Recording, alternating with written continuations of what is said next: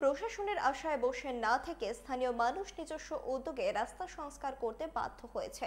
কাঠালিয়া ব্লকের কালীকৃষ্ণনগর যাওয়ার সড়ক ভয়াবহ বন্যার ফলে ক্ষতিগ্রস্ত হয়েছে। ছোট মাঝারি গাড়ি চলাচল করাও কষ্টকর। দুর্ঘটনার কবলে পড়েছে বাইক কিংবা গাড়ি, তাই এলাকাবাসী বাধ্য হয়ে নিজেরাই রাস্তা সংস্কার করছে।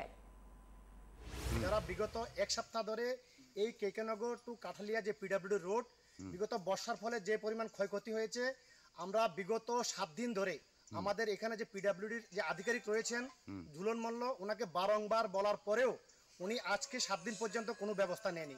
এখানে বিগত 7 দিনের মধ্যে প্রায় 3খানা বাইক অ্যাক্সিডেন্ট হয়েছে, 2টা অটো অ্যাক্সিডেন্ট হয়েছে, একটা গাড়ি, একটা ডিআই গাড়ি, বোঝাই করা একটা ডিআই গাড়ি অ্যাক্সিডেন্ট হয়েছে। ওনাকে বারংবার বলার পরেও উনি কোনো প্রকার ব্যবস্থা নেননি। ওনার একটা রাজনৈতিকভাবে উনি একটা কৌশল নিচ্ছেন, আমাদের বর্তমান সরকারকে কালিমালিপ্ত করার জন্য উনি একটা কৌশল নিয়েছেন। তাই আমাদের কেকেনগর পঞ্চায়েতের সাধারণ মানুষ আমরা উদ্যোগী হয়ে এই রাস্তার সরাই কাজে আমরা সহযোগিতার হাত বাড়িয়ে দিয়েছি।